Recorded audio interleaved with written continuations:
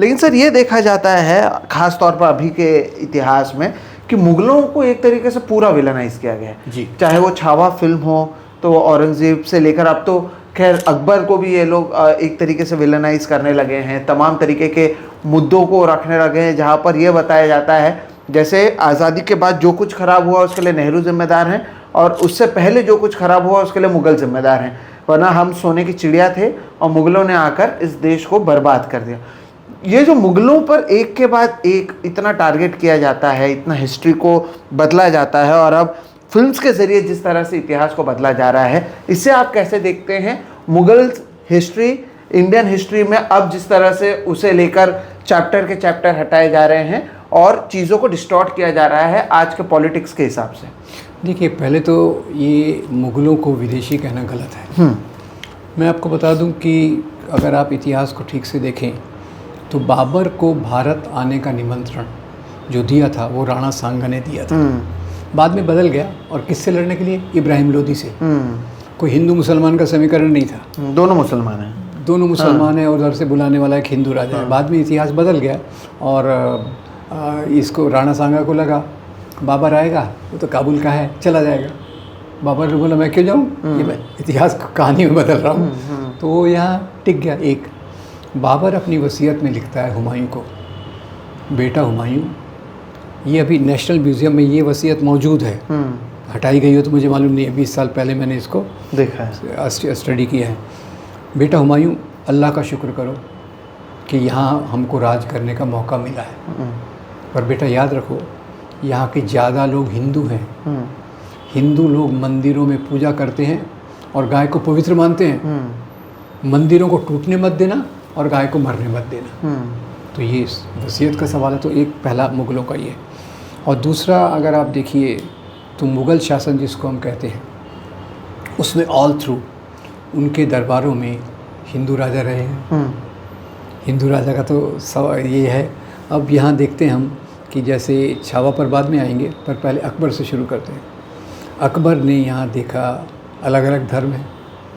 अकबर पे इन्होंने बहुत ट्राई किया, क्रिश्चियन मिशनरीज़ ने। अकबर ओपन था तो क्रिश्चियन मिशनरीज़ ने गांधी पे भी ट्राई किया था कि आप क्रिश्चियन बन जाओ। इन्होंने ट्राई किया था अकबर को क्रिश्चियन बनाने का। अच्छा, अकबर सुनता रहा 1 महीने तक उनकी बात, 1 महीने तक सुनता रहा। ठीक है, आपका ये ठीक है, आपका ये ठीक है, पर हिंदू धर्म में ये ठीक है, इस्लाम में ये ठीक है, तो इसलिए दीन इलाही चलाएंगे हम। वो धर्म चला नहीं। फिर उन्होंने कहा ठीक है, अगर नया धर्म नहीं चला तो सुलह कुल में रहेंगे। सुलह कुल यानी कि harmony between different religions, correct, अलग अलग धर्मों के बीच में एक ये। और अकबर के दरबार में आप देखो तो 9 रत्न हैं। उनमें जो मेजर है वो हिंदू है। कौन? राजा टोडरमल। राजा टोडरमल क्या करते थे भाई? राजा टोडरमल अकबर के दरबार में वही काम करते थे जो मोदी सरकार में निर्मला सीतारामन करती है, फाइनेंस। फिर उनकी फौज का सेनापति कौन था? राजा मान सिंह। अब फौज जैसे अपने यहाँ के एक बड़े हिंदुत्व वाले बोलते जिसकी फौज उसका राज। मैं नागपुर का हूँ तो ये बार बार पढ़ने को मिलता था, डॉक्टर मुंजे का लिखा हुआ। करेक्ट। फौज किसकी है भाई? मान सिंह की, अकबर के। अच्छा, अब ये हो गया एक बार। थोड़ा सा मैं जीडीपी पे आ जाता हूँ, फिर आऊँगा। देखिए, मुग़ल यहाँ के राजा थे और यहीं के राजा बन के रह गए। वो गुलामी का पीरियड नहीं था। गुलामी का पीरियड में किसको कहता हूँ? जब आपका प्रशासन बाहर से चले, जब आप यहाँ की संपत्ति लूट के बाहर ले जाओ, जो अंग्रेज़ों ने किया। और पहले कई मुसलमान राजा आए, लूट के चले गए। सोमनाथ का मंदिर महमूद गजनवी को लूटना था, करोड़ों की संपत्ति थी, उसको लालच था पैसे का। और ऐसे मंदिरों को तोड़ने में कोई हिंदू राजा भी कम नहीं थे। वो अलग अध्याय, उसमें मैं नहीं जाना चाहता। तो ये जो इसमें था प्रशासन, और उसी के साथ साथ हम जब देखते हैं जीडीपी, तो ऐसा कहते हैं कि औरंगज़ेब के समय भारत का जो जीडीपी था वो पूरी दुनिया में 4th नंबर पे था। सॉरी, हाँ, 4th नंबर पे था। और ब्रिटिश जब गए, यहाँ से छोड़ के गए, तो भारत का जीडीपी पहले से 6 गुना कम हो गया। अच्छा, क्योंकि और अंग्रेज़ों ने क्या किया? लूट कर ले गए। औरंगज़ेब वगैरह ने यही शासन किया, यही मौज में रहे। लग्जरी में सभी राजा रहते थे, ऐसा नहीं है कि कोई राजा ऐसा है। औरंगज़ेब वॉज ए एक्सेप्शन कि उसको लग्जरी की ज़्यादा आदत नहीं थी। पर सवाल ये उठता है कि सवाल यही उठता है कि ये जो हमारी गुलामी है वो अंग्रेज़ों के आने के बाद से चालू होती है। मुग़ल यहीं रहे, यहीं मरे, यहीं पर उन्होंने शासन किया और यहीं पर जो सामंती व्यवस्था के टॉप पे राजा रहता है, पर बीच में बहुत सारे हिंदू ज़मींदार, हिंदू राजा, हिंदू ऑफिसर बहुत रहते थे। उनके एडवाइज़र्स में ब्राह्मण बहुत थे, हिंदू भी थे, ब्राह्मण भी थे, मतलब ये ब्राह्मण बोलना नहीं चाहिए, पर बहुत सारे एडवाइज़र्स उनके ये थे। तो ये तो कोई विदेशी पीरियड नहीं था, विदेशी पीरियड तो अंग्रेज़ों के आने के बाद ही आया। तो मुग़लों को दोष जो दिया जाता है वो क्योंकि जब ख़ास तौर से पहले तो मैंने ज़्यादा आपको बताया इतिहास का रोल, और दूसरा जब आरएसएस को खुद को विकसित करना था, हिंदू राष्ट्रवाद को, मुस्लिम राष्ट्रवाद ने विकसित किया कि भाई हिंदू बहुत कायर है, हिंदू राष्ट्रवाद को विकसित करना था तो उसका एक आधार तो मनुस्मृति था और दूसरा आधार एक दुश्मन खोजना पड़ता है। दुश्मन के रूप में मुसलमान आइडियल थे और लोगों की मेमोरी में जो था मुग़ल प्रशासन था, तो इसलिए मुग़लों को इतना बदनाम किया। अब आपने कहा छावा मूवी और औरंगज़ेब की बात, तो 2-3 चीज़ें और देखिए। औरंगज़ेब का थोड़ा पूरा ही बोल देते क्योंकि उसको सबसे बदनाम किया जाता है, वो अच्छा हो बुरा हो उसको हमको कोई लेना देना नहीं है। आप ये देखिए कि अगर औरंगज़ेब को पूरा यहाँ ये करना होता तो उसके प्रशासन में तो एक्चुअली जो हिंदू राजा थे सब मुग़ल राजाओं में से सबसे ज़्यादा उसके प्रशासन में थे औरंगज़ेब 33%। अच्छा 33% थे। उसको पहले जब शाहजहाँ के उसके पिता के समय उसको दक्कन कहते थे, यहाँ का उसको गवर्नर बनाया था और मुग़ल साम्राज्य ज़्यादातर दक्कन में नहीं पहुँचा था, तो ये दक्कन में विजय प्राप्त करना चाहता था। अच्छा, अब इसका और जो इसके प्रशासन में संभाजी महाराज ने काम किया, ये भी बात सच है।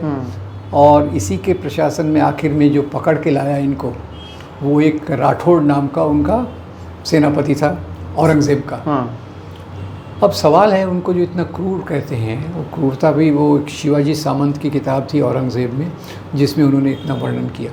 ये बात मैं मान सकता हूँ कि औरंगज़ेब ने संभाजी पर शर्त रखी होगी कि भाई तुम मुसलमान बन जाओगे तो मैं तुमको छोड़ दूँगा।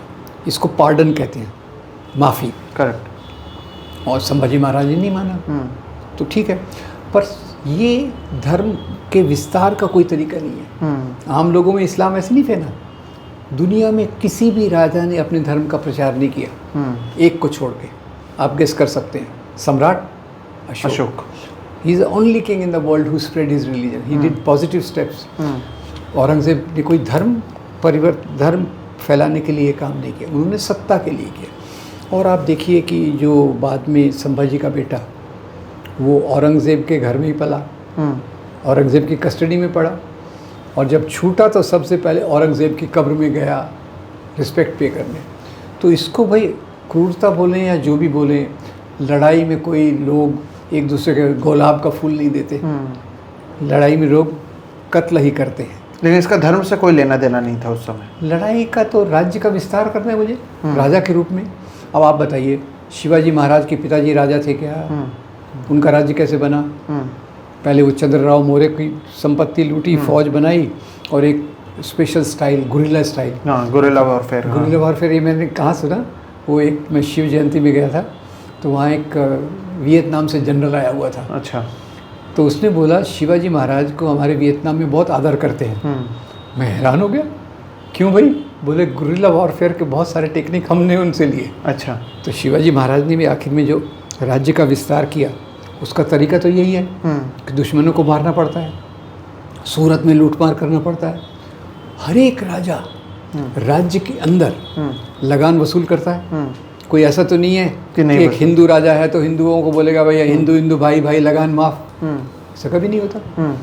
वो जो बाल सामंत की एक किताब है, वो उसका उल्लेख ये अपने जो पत्रकार हैं ना मशहूर दाते, विद्याधर दाते, उन्होंने एक मेल में किया था कि ये जो बाल सामंत ने किताब लिखी, 21 दिन तक शिवाजी महाराज की फ़ौज ने सूरत पे लूटपाट की। तो ये सब जो चीज़ें हैं, मुख्य रूप से हमें ये देखना कि हिंदू मुसलमान का मामला नहीं था। हिंदू मुसलमान का मामला होता तो संभाजी महाराज को पकड़ के लाने वाला एक हिंदू नहीं होता। संभाजी महाराज औरंगज़ेब के प्रशासन में 2 साल तक उनके साथ काम नहीं करते। संभाजी महाराज का बेटा औरंगज़ेब की कब्र पे जाके आदर नहीं देता। तो ये छावा जैसी मूवीज़ जो हैं, ये मुख्य उद्देश्य इनका यही है, नफ़रत फैलाओ। और नफ़रत फैलाने का भी उद्देश्य है जो हिंदू राष्ट्रवाद है, जो कोई भी राष्ट्रवाद है, कोई भी राष्ट्रवाद, ये किसी को दुश्मन बना के आगे चलता है। श्रीलंका में क्या हुआ? किसको दुश्मन बनाया? तमिल को दुश्मन बनाया। और वहाँ सिंहला जो बुद्धिस्ट हैं उसके नाम पे फंडामेंटलिज्म आया। तो ये फंडामेंटलिज्म, मूल तत्ववाद, ये किसी एक धर्म में नहीं है। क्रिश्चियन फंडामेंटलिज्म एक्चुअली सबसे पहले आया था 1920s में अमेरिका में।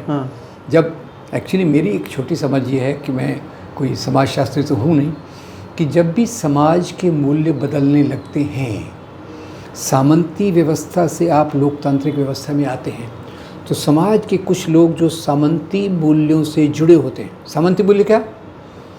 ऊंच नीच, जन्मजात ऊंच नीच, जाति की, वर्ण की और लिंग की।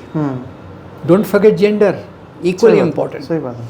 तो ये फंडामेंटलिज्म यही चीज़ें करता है। तो भारत में वो उसका ये परिणाम हमको दिख रहा है।